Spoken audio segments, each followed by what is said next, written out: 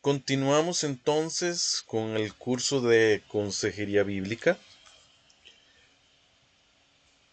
Hoy, tendremos también la lección 3, que precisamente se llama La Biblia ante la psicología. Voy a cambiar de vista para seguir la diapositiva. ¿Qué vamos a hacer en esta parte? En esta lección 3. Lo que vamos a hacer es lo siguiente. Vamos a contestar a grandes rasgos dos preguntas. Número 1. ¿Por qué hablar de consejería? Perdón, eso está mal en la diapositiva. ¿Por qué hablar de psicología en un curso de consejería bíblica? O sea, ¿por qué tomar el tiempo en medio de un curso de consejería bíblica de hablar de consejería? Perdón, de psicología. Y la segunda pregunta que vamos a responder a grandes rasgos es: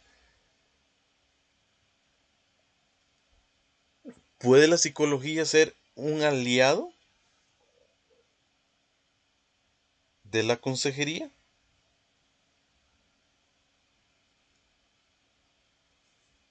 Entonces sí, vamos a tomar entonces un tiempo en medio de esta presentación para responder estas preguntas con el tema. Ok, ¿por qué? Recuerden que había dicho la pregunta: ¿por qué hablar de psicología en un curso de consejería? O sea, ¿por qué estoy dedicando toda una lección a hablar sobre ese tema? Es muy sencillo, porque la disciplina de la psicología está inundando cada vez nuestro contexto. O sea, cada vez es más frecuente ver que los hermanos en Cristo recurren más al consejo de psicoterapeutas profesionales en lugar de ir a los pastores, en lugar de ir con otros creyentes. En forma constante vamos a ver personas que hablan en forma psicológica. O sea, hay toda una jerga psicológica en nuestro contexto y nos hemos acostumbrado a esa jerga.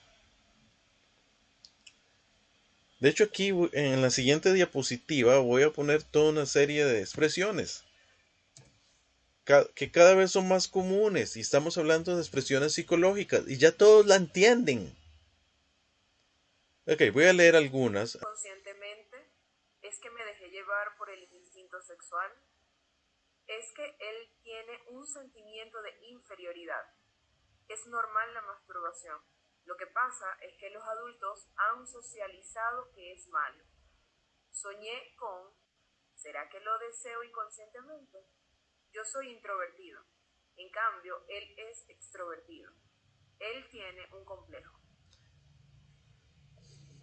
Si usted analiza cada una de estas frases, yo creo que la mayoría han escuchado cosas parecidas. O sea, la mayoría han escuchado. Y mire que muchas de ellas son excusas. Es que fue que lo hice inconscientemente, o sea, sin darme cuenta lo hice. Es que me dejé llevar por mi instinto. Bueno, ¿cuántos les han enseñado que es normal la masturbación? De hecho, es parte de que lo que están enseñando en las nuevas unidades o módulos de educación sexual en América Latina, en las escuelas, tanto primarias como secundarias en América Latina, ¿verdad? O sea, se les está enseñando a los muchachos, cuando antes estaba muy claro que la masturbación era pecado, ahora se les está enseñando que es algo normal, que es parte de la vida. Hasta una vez escuché un pastor y ese sí se le levantó eh, difícil el asunto, ¿verdad? Porque se dejó decir un pastor: ¿ustedes creen que Jesús no se masturbaba? O sea, por Dios santo. Eh, O sea, cómo se ha normalizado este tipo de temas, ¿verdad? Que un pastor, ¿verdad? Un pastor de jóvenes se dejó de decir eso, ¿verdad? Quizás él lo que quiso decir era que en su momento Jesús seguramente Jesús también tuvo pene y él se tocaba el pene como cualquier otra persona normal, pero de ahí decir que Jesús se masturbaba, ya ahí fue demasiado, ¿verdad? Y yo creo que todos estamos de acuerdo en que por más que él haya sido un niño y un adolescente, eh, es afirmar que él pecó, cuando sabemos que Jesús fue sin pecado, porque él era 100% Dios y 100% hombre. Otra frase, ¿verdad? Soñé con tal cosa, ¿verdad? Entonces, seguramente es que inconscientemente yo quiero eso. Bueno, y así podemos hablar de diferentes frases donde vemos la influencia de la psicología en la sociedad. O sea, la sociedad está sumamente influenciada por ideas de la psicología. De hecho, la mayoría de las que puse aquí son de la teoría freudiana. Eh, y vean que tiene años, ¿verdad? De Freud haber vivido y cómo eso ha penetrado en la sociedad, tanto que ya para la mayoría de nosotros es normal escuchar este tipo de frases y las entendemos. Por otra parte, muchas veces podemos decir que la iglesia, o sea, y aunque suene fuerte la frase, la iglesia está enamorada de la psicología. Eh, Muchas veces ya no es un grado teológico lo que hace que uno se sienta preparado, ¿verdad? Para asumir una responsabilidad en la iglesia, sino que más bien muchas veces parece que es un grado en psicología, lo que muchas veces se le pide a las personas. Tanto que muchas veces aquellos que quieren ayudar a personas buscan primero prepararse en la psicología, no buscan prepararse como pastores. O sea, cuando usted escucha a los muchachos cuando llegan al último año de secundaria, que dicen, es que yo quiero ayudar personas, yo quiero estudiar psicología. Ninguno se le ocurre pensar, a pesar de que son cristianos, estamos hablando de muchachos cristianos, ¿verdad? Si hablamos de personas no creyentes, obviamente es otra cosa, otro punto de vista. Sino que estamos hablando de casos de personas cristianas, ¿verdad? Que llegan al último año de la secundaria y dicen, bueno, yo quiero una carrera donde ayude personas. Y lo primero que piensan es en psicología. A ninguno se le ocurre ser pastor. Precisamente cuando yo escribí el curso, en los momentos que yo estaba escribiendo el curso, ¿verdad? Hace varios años ya fue eso. Estaba yo, bueno, estudiando una carrera más, ¿verdad? Secular, en una universidad de mi país. Y me encontré, ¿verdad? Ahí en en una zona común de la universidad donde se compra comida. Aquí en Costa Rica les decimos la soda de la universidad, pero realmente es un lugar donde, como un mini restaurante, ¿verdad? Donde venden comida dentro de la universidad. No sé si en otros países usan la misma expresión o usan una expresión diferente. Me encontré un ex compañero del seminario en ese lugar. Ese compañero ya tenía varios años graduados del seminario y en ese momento era pastor de jóvenes en una iglesia conservadora en Costa Rica, que es mi país. Lo que me sorprendió fue que lo encontré estudiando psicología. Cuando yo le hablé, ¿y por qué te decidiste por estudiar otra carrera, etcétera? Entonces él me explicó que había decidido estudiar esa carrera para poder dar terapia a los jóvenes con los cuales trabajaba. Recordemos que él era pastor de jóvenes, ya que para él los conocimientos teológicos que había aprendido en el seminario no eran suficientes para poder atender los problemas de los jóvenes. Él no podía ir más allá de eso. Para él, entonces, necesitaba la psicología para trabajar más profundamente con los problemas de los jóvenes de su iglesia. Entonces él veía la psicología como una herramienta, no digamos necesaria, sino una herramienta indispensable para su ministerio. O sea que sin eso él no podía ejercer el ministerio. Y cada vez son más comunes estos casos en nuestras iglesias. Entonces, ¿qué es lo que pasa? En esta anécdota que yo le acabo de contar, se pueden notar varias cosas. En primer lugar, hay una enseñanza generalizada de que las escrituras no son suficientes para aconsejar. Y en segundo lugar, podemos ver cómo muchas veces se ha elevado a la psicología al mismo nivel que la escritura.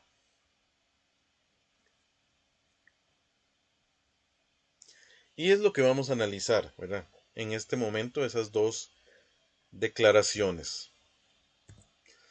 Entonces, lo primero, se ha considerado que los conocimientos teológicos y la escritura no son suficientes para atender los problemas que surgen en la vida, ya que algunos de estos problemas son muy profundos. O sea, entonces, como son muy profundos, la escritura se queda corta para atender ese tipo de problemas y sería muy simplista resolverlo con la Biblia. Bueno, y más que con la Biblia, con el Espíritu Santo. Porque recordemos que esas son las dos grandes herramientas del consejero cristiano. La Biblia, que es la palabra de Dios, que sabemos que es lo que Dios dice, donde están las normas para nuestra vida, y luego el Espíritu Santo, que es el verdadero consejero. Porque nosotros como consejeros bíblicos somos solo un canal para que el Espíritu Santo actúe. Entonces, ¿qué es lo que pasa? Muchos pastores hoy en día se sienten incapacitados de dar consejo en muchas áreas de las vidas de las personas. Si recordamos el texto de 2 Timoteo 3:16, donde nos dice que toda la escritura es útil para corregir, para instruir, para redarguir, etc. Estamos quitándole a la Biblia esa capacidad que ella misma dice que tiene, porque ya no la consideramos como suficiente para aconsejar. ¿Por qué? Porque ahora se afirma que se necesita psicoterapia. Entonces ya no se confía en el Espíritu Santo. Y esto para mí es lo más grave. Que ya no se confía en el Espíritu Santo. Que es el que al final y al cabo es el que produce los cambios en las vidas de los creyentes. Ya entonces los ancianos no son competentes para orientar, sino que se debe ir a un terapeuta profesional. Cuando sabemos que en la escritura se nos ha dado todo lo necesario para la vida. ¿Qué es lo que pasa? O sea, lo que a mí más me preocupa de esta postura es que en el fondo es humanista. No está poniendo en el centro a Dios. Está poniendo a los seres humanos en el centro. De cierta forma, al decir que necesitamos otra cosa, que no sea la Biblia, que no sea el Espíritu Santo, estamos diciendo que necesitamos cosas humanas. que ya no es suficiente la Biblia, que no es suficiente el Espíritu Santo. Estamos totalmente descalificando al Espíritu Santo de Dios y dándole demasiada importancia al consejero humano, cuando sabemos que el único que produce los cambios es Dios. El especialista es Dios, el especialista es Dios y el especialista es Dios. No es el ser humano. Nosotros, recordemos, somos agentes que Dios nos usa para proclamar su palabra y para que el Espíritu Santo trabaje en las vidas de las personas a través de nosotros que declaramos su palabra. ¿Sí? Entonces sí, eso es lo que a mí más me preocupa de esa postura. Entonces sí, el problema es que muchas veces contradecimos todo lo que dice la palabra, ¿verdad? Acerca de que la Biblia es suficiente, acerca de que es tarea de la iglesia la consejería. Y que si usted realmente quiere capacitarse para dar consejería, lo que ocupas, y para ayudar a otros, lo que ocupa es ir al seminario, aprender a usar bien la espada,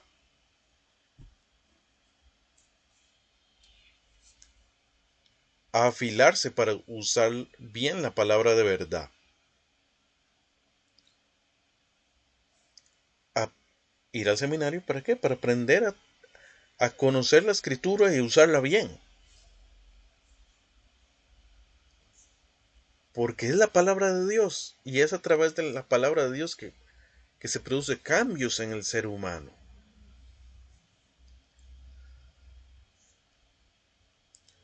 Okay, la siguiente frase que vemos en la anécdota que yo les dije es la elevación de la psicología, y perdón, hay un error, es al lado de la Biblia, la elevación de la psicología al lado de la escritura o de las escrituras. ¿Qué es lo que pasa? Se ve la psicología como un aliado para el ministerio. El problema es que a veces no solo es como un aliado, a veces se ve como indispensable. Tanto que se puede decir que muchas veces pone la psicología al lado de la escritura como si las verdades de la psicología pudieran complementar la verdad de la escritura. Y aquí entonces yo voy a preguntar, ¿realmente la psicología puede ser un aliado?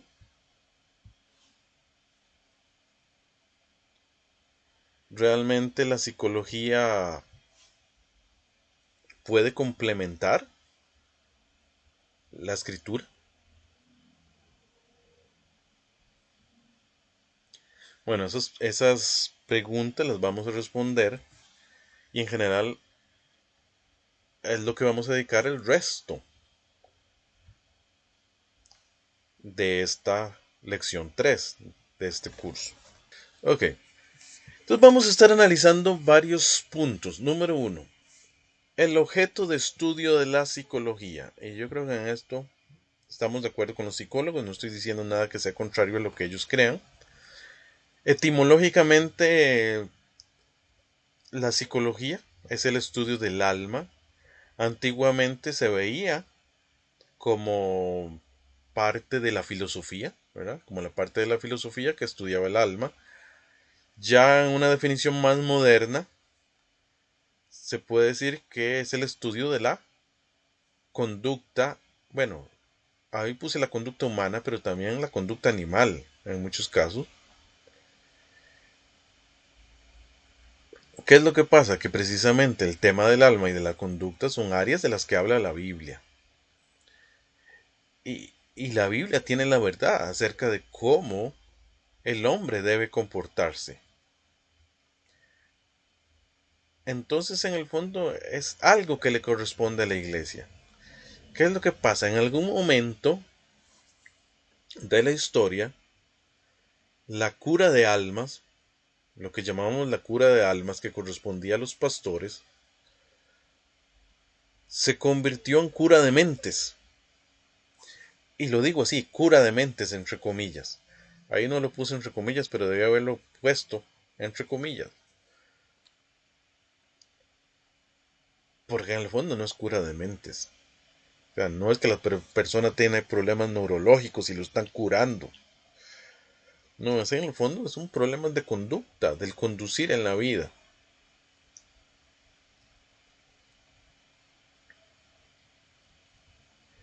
Entonces, lo que correspondía a la iglesia y que por muchos años correspondió a la iglesia, de ahí al surgir todo el humanismo y al surgir todo eh, los movimientos postcristianos, después de la época del Renacimiento, al surgir todo el movimiento postcristiano, donde la iglesia dejó de tener la preponderancia que tenía en la época antigua y en la época medieval, a inicios de la Reforma inclusive, cuando surge el Renacimiento entonces, toda una serie de ideas más humanistas, eh, se ocupa una versión humanista para responder a esos problemas que antes le tocaban a la iglesia.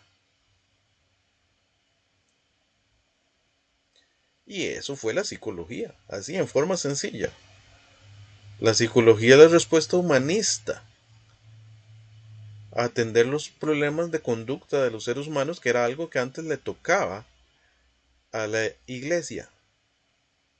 Por otro lado, como para ya hablar de un punto de vista diferente, también es importante hablar de la gracia común y los aportes humanos.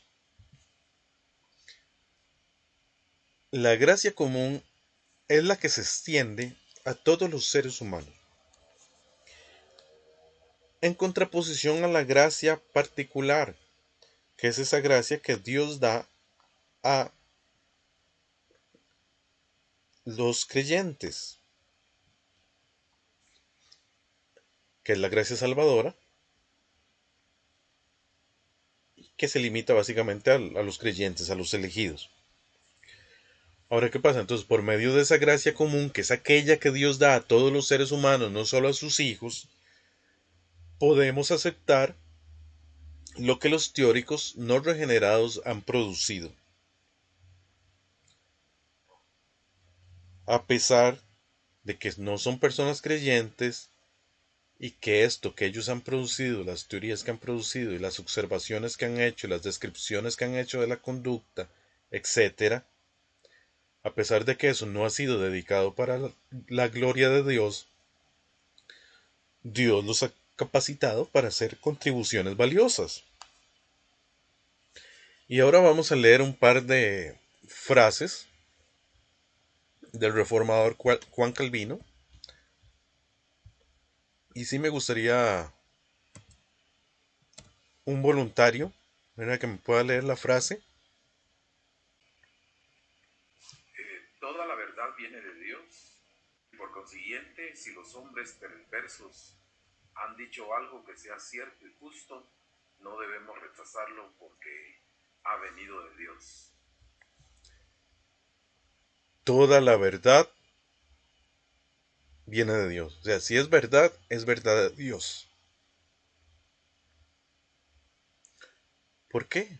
Porque Dios es la verdad. Entonces, cualquier cosa que es verdad, sabemos que está de acuerdo con la naturaleza divina, porque Él es verdad. Entonces, si aún los hombres perversos, y tal vez para no exagerar como Calvino decimos, los hombres no regenerados, han dicho algo que es cierto, que sea justo, no hay que rechazarlo, porque si es verdad, es de Dios. Ok, otra frase más del reformador Juan Calvino. Cuando al leer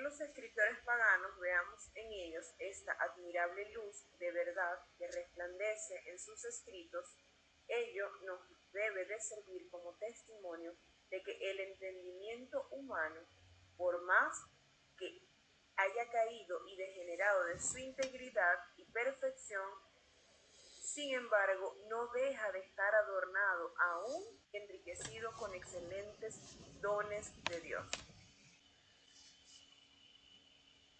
El mismo Calvino reconocía, perdón, el mismo Calvino reconocía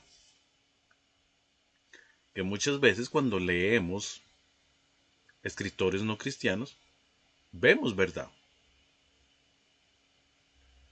Entonces, por más que el entendimiento humano esté degenerado,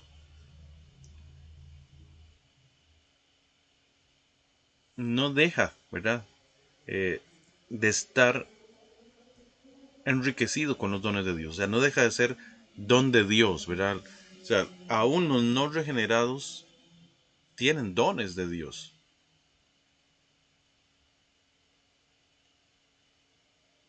Digámoslo así, hay bendiciones que Dios da a todos los hombres, ¿verdad? La bendición de la lluvia, la bendición del sol.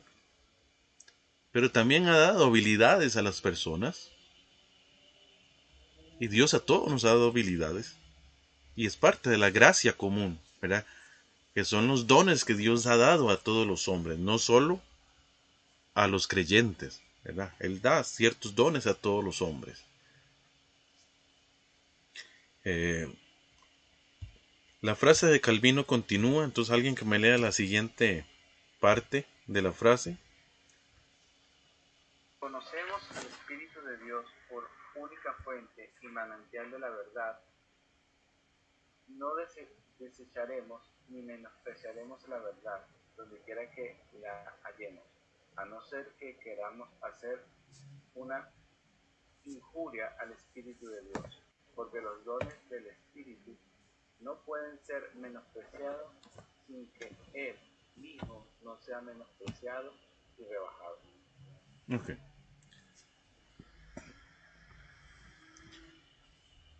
Sabemos que el Espíritu Santo es el Espíritu de verdad. O sea, Él es la única fuente de la verdad. Entonces, donde haya verdad, sabemos que es de Dios, ¿verdad? Que es del Espíritu. Y no tenemos que menospreciar eso. Entonces, ¿qué quiero decir yo con todo esto? ¿Verdad? ¿Qué es lo que quiero yo decir con todo esto? En otras palabras, que muchas veces podemos utilizar algunos elementos que han escrito los teóricos no regenerados, como dice en Primera Tesalonicenses 5, 21 y 22. Esta vez lo voy a leer yo para hacerlo más rápido, porque el tiempo ya no se nos está avanzando. Examinadlo todo, retened lo bueno, absteneos de toda especie de mal. Ok. ¿Qué es lo que pasa? Mucho de lo que dice la psicología es verdad. De hecho, ahora que analizábamos una serie de frases, inclusive de la teoría freudiana, ¿verdad?, que es una de las más criticadas, aún dentro de la teoría freudiana, hay cosas que podemos tomar y que son verdad.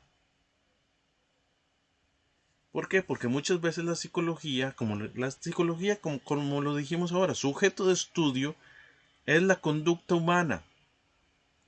Y muchas veces lo que hace es describir lo que ve en la conducta humana. Entonces, mientras que la psicología solo observe, describa y clasifique la conducta humana, podemos tomar lo que no contradiga la escritura. ¿Okay? Por ejemplo, si Freud hablaba de que había un inconsciente, bueno, yo sí creo que hay una parte en la mente humana que queda a nivel inconsciente.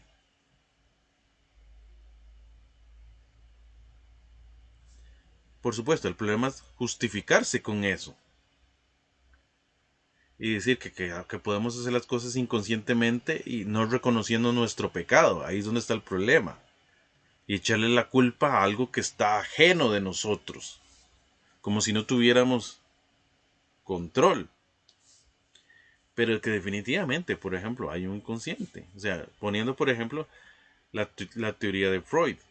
O sea, yo sí creo que, que hay unas cosas que el cerebro las guarda y las esconde. Porque si no nos volveríamos locos. Entonces Dios nos dio la capacidad de ciertas cosas olvidarlas, por ejemplo. Porque si no tendríamos una culpa si nos acordáramos de todo por todos los pecados que hemos cometido. Entonces Dios nos ha dado la capacidad de poder olvidar. ¿Para qué? Para no sentir culpa. Entonces muchas veces esas áreas las escondemos, pero es porque Dios nos dio ese potencial de esconder las cosas. Entonces, en muchos casos la psicología lo único que está es describiendo cómo es el ser humano. Y eso podemos decir que es verdad.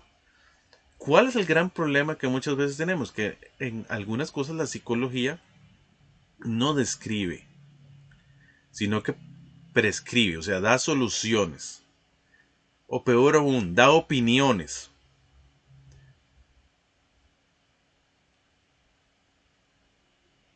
¿Cuál es el problema? Que muchas veces en vez de solo describir, define qué está bien y qué está mal. Y realmente a la psicología no le toca definir qué está bien y qué está mal. De hecho, eso es parte de la ética, es de la filosofía. Y si hablamos desde un punto de vista cristiano, definir qué está bien o qué está mal le corresponde a la escritura, definir qué es lo que está bien y qué está mal.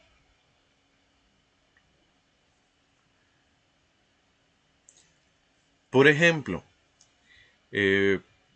por mucho tiempo en el manual de diagnóstico, ¿verdad? El DSM, que utilizan en la psicología, estuvo clasificada la homosexualidad como una parafilia, como una perversión sexual, a la par de la pedofilia, a la par de la zoofilia, a la par de otras perversiones sexuales, voyeurismo, etc. Voyeurismo básicamente son los que se excitan mirando, ¿verdad? Los mirones, digamos, en palabras sencillas. ¿Qué es lo que pasa? A partir de cierto manual, si no me equivoco, a partir de la versión 4 o 5, ahí me pueden confirmar si alguien sabe mejor, ya no aparece la homosexualidad como una perversión. Ahora, ¿creen que la homosexualidad es un problema solo si la persona no está contenta con ser homosexual? Si no, o la homosexualidad está bien.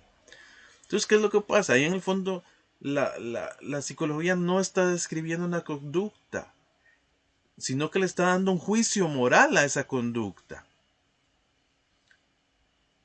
Y sinceramente, a la psicología no le corresponde definir lo bueno y lo malo. ¿Qué es lo que está haciendo? Como ahora hoy en día la sociedad cree que la homosexualidad no es pecado y es algo que es correcto y que es normal, entonces la psicología, siendo complaciente con la sociedad, lo ha quitado, ¿verdad? De su manual de desórdenes mentales, ¿verdad?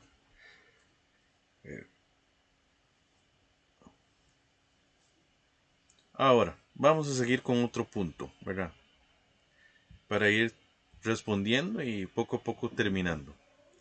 Y voy a hablar de la psicoterapia. O sea, en el fondo,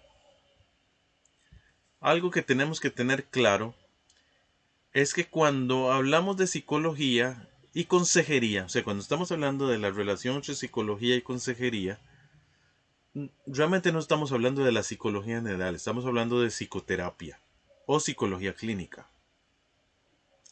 Porque la psicología es más grande que atender personas, que atender problemas, que eso es lo que hace la psicoterapia y la psicología clínica. O sea, hay otras áreas de la psicología. Y los psicólogos a veces hacen otras cosas, no todos se dedican a la psicología clínica, que es atender personas. Algunos, por ejemplo, trabajan en psicología forense y ayudan al Estado, ¿verdad? Y creo que ejercen un muy buen papel porque ayudan al Estado a atender, a hacer perfiles de los criminales, etcétera, y es un excelente trabajo. Hay otras áreas que hasta inclusive han sido aprovechadas por la iglesia. Por ejemplo, está la llamada psicología del desarrollo, mal llamada psicología evolutiva, porque no es que el hombre evolucione, sino que lo que estudia es el desarrollo de la persona, el desarrollo de cómo pasa a ser niño, a ser infante, a ser adolescente, a ser joven, a ser adulto, a ser anciano. Que estudia las diferentes etapas de vida con sus necesidades. En el fondo la iglesia aprovecha eso. Por ejemplo, la misma iglesia cuando hace escuela dominical dividida por edades, en el fondo lo que está es aplicando principios de la psicología del desarrollo. ¿Por qué? Porque está dividiendo a los creyentes en la iglesia por edad, entendiendo que las necesidades de los niños pequeños son diferentes de las necesidades de los niños un poco más grandes, diferentes de las necesidades de los adolescentes, diferentes de las necesidades de los jóvenes, diferentes de las necesidades de los adultos. Y por eso la iglesia por mucho tiempo ha hecho división de edades en la escuela dominical.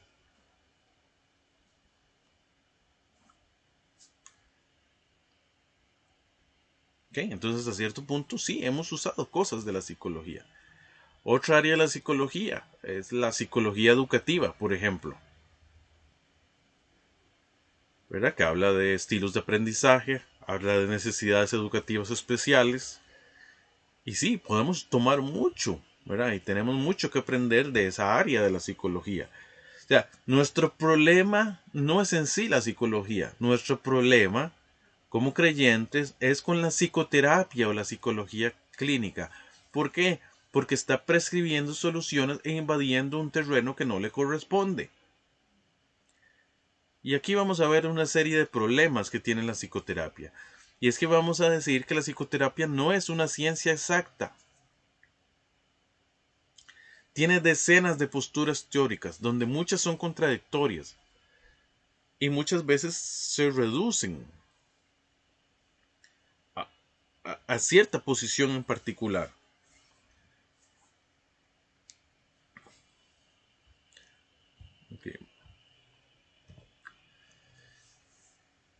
Ok, hablemos de algunos problemas que tiene la psicoterapia.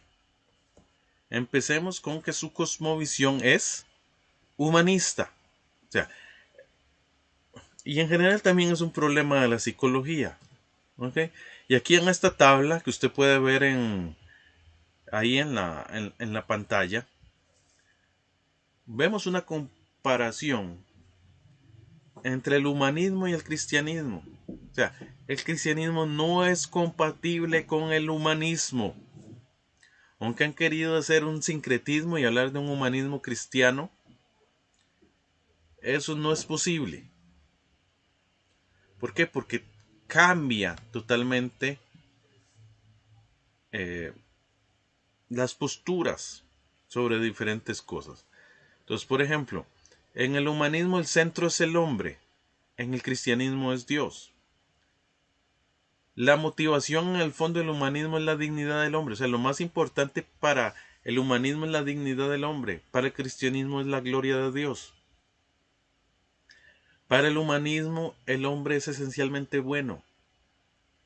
Para el cristianismo el ser humano es pecador y necesita la redención de Cristo. O sea, necesita la salvación. Para la psicoterapia o la psicología humanista, los problemas del ser humano, la solución a los problemas del ser humano se encuentran en sí mismo. O sea, él puede encontrar su propia verdad y encontrar las soluciones a sus problemas. Cuando usted le dicen, vea, es que yo tengo un problema, y el consejero le dice a uno, bueno, cuando usa la técnica del espejo, ¿verdad? Que es especialmente usada por por Carl Rogers, el rogerianismo, ¿verdad? Bueno, ¿y usted qué piensa? Es porque en el fondo creen que la solución está en el propio ser humano. Y que el ser humano tiene la respuesta y que lo único que tiene que hacer es seguir su corazón porque las respuestas están en sí mismo. Pero eso no es cierto.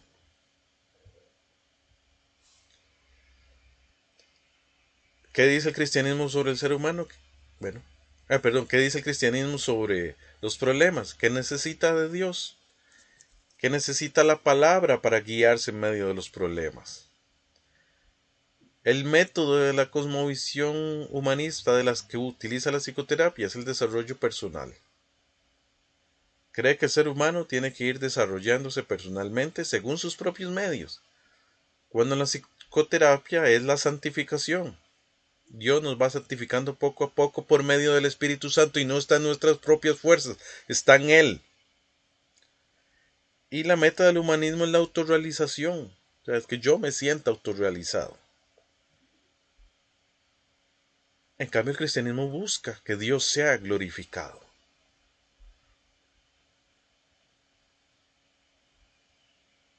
Y vean que muchas cosas de estas, del lado del humanismo, nos hemos acostumbrado tanto a verlas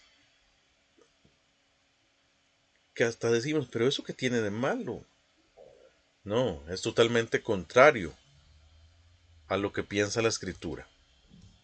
Okay. Otro problema de la psicoterapia, los diferentes sistemas son reduccionistas. Hay una multitud, una decena de posturas teóricas y muchas de ellas se contradicen. Yo puedo citar un sinnúmero de posiciones teóricas acerca de la psicología y la psicoterapia. Está el análisis transaccional, está la logoterapia, está la terapia racional emotivo-conductual, está el freudianismo, está el rogerismo, la terapia centrada en el cliente. Ya, hay toda una serie de escuelas, usted puede citar 20 o más, escuelas para hacer terapia. Y lo curioso es que la mayoría se presentan a sí mismas como verdad, como si la verdad la tuviera su única postura. ¿Qué es lo que pasa con todas estas teorías para atender personas? Tienen una verdad parcial, pero no tienen toda la verdad. Y el problema con una verdad parcial es que también es una mentira parcial. O sea, es una mentira, porque no puede existir tal cosa como una verdad parcial. No puede ser algo mitad verdad, mitad mentira. Sí o no. Un punto más, la psicoterapia es determinista. ¿Con qué me refiero a determinista? Que echa la responsabilidad a otra cosa. ¿Por qué? Porque piensa que ya la persona está conformada por ciertas cosas que determinan su conducta. Por ejemplo, muchos pecados son llamados enfermedades o culpa al contexto, lo que le quita responsabilidad al hombre. Vean, por ejemplo, por mucho tiempo se sabía que ser borracho era un pecado y punto. No, ahora se le llama alcoholismo y se dice que es una adicción y que es una enfermedad. Y en general se dice que las adicciones son enfermedades. Entonces, es que él está enfermo porque, porque es adicto. ¿Cuál es el problema? Que si el pecado es una enfermedad, necesitamos terapia, no arrepentimiento. Necesitamos recuperación, no salvación. Entonces, la persona en vez de ser responsable de sí misma, no, lo vemos como una víctima de su enfermedad. Y así hay un montón de ejemplos. Por ejemplo, es que un hombre adultera y es que está pasando por la crisis de los 40. Otro roba. Ah, no, es que es cleptómano. Otro tiene un problema y es que fue que sus papás no lo educaron bien. Todas son formas de evitar la responsabilidad, tal y como lo hicieron Adán y Eva, echando la culpa al otro.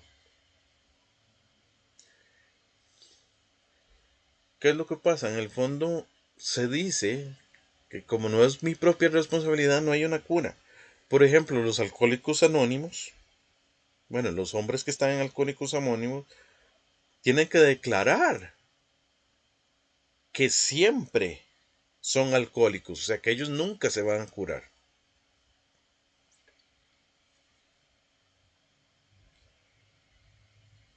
Otro ejemplo, considerar por ejemplo la homosexualidad simplemente como una alternativa sexual más, ¿verdad? Como una orientación sexual más, el, el problema es que está dejando sin esperanza al ser humano.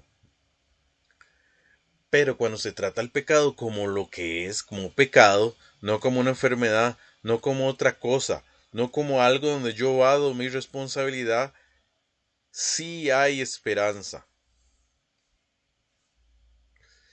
Y vamos a leer un par de textos ya para finalizar.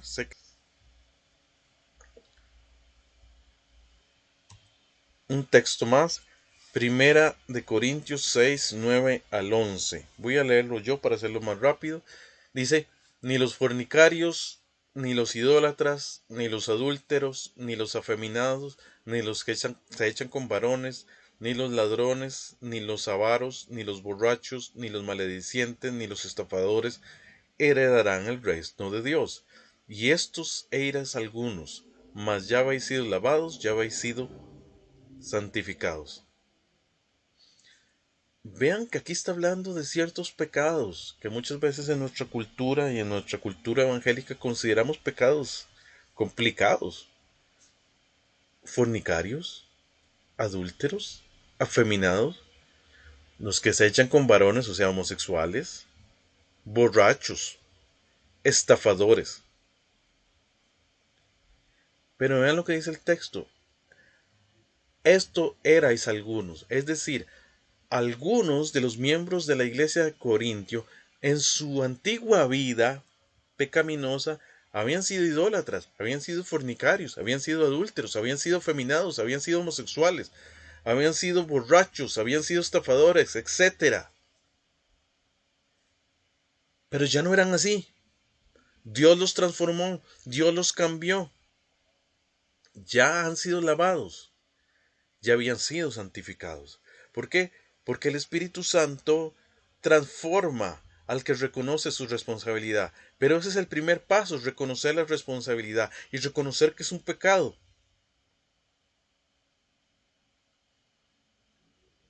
Por eso hay que tratarlo, los problemas, como lo que son.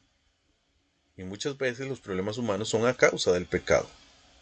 No todos, como hemos dicho en la lección 2, pero muchos son a causa del pecado. Un último texto ya para terminar. Segunda de Corintios 5:17. De modo que si alguno está en Cristo, nueva criatura es. Las cosas viejas pasaron. He aquí, todas son hechas nuevas. O sea, somos nueva criatura. Ya lo viejo ha pasado. Dios nos ha santificado. Hemos dejado atrás muchísimos pecados.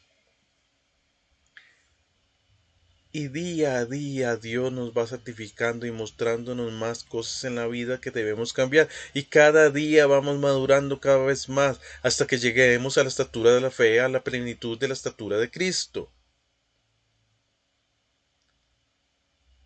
Todas las cosas son hechas nuevas en Cristo, cuando estamos en Cristo.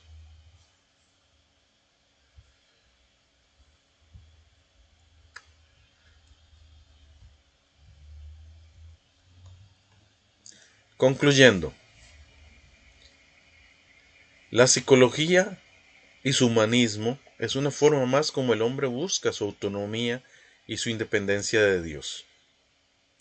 En el fondo, parafraseando cuando Satanás tentó a Adán y Eva en el huerto del Edén, en el fondo el ser humano está diciendo, yo seré mi consejero y dependiente de Dios, sabiendo el bien y el mal. Hoy queremos el consejo humano de la psicología. Queremos ser nuestros propios consejeros, desde una cosmovisión que es diferente, donde ya no es suficiente el consejo de Dios en su palabra. Y con eso terminamos esta lección 3, ¿verdad? De nuestro curso de consejería bíblica. Recordemos, la lección se llamaba La Biblia ante la psicología y estamos en el curso consejería bíblica. Espero que la conferencia en general les haya sido de bendición a todos.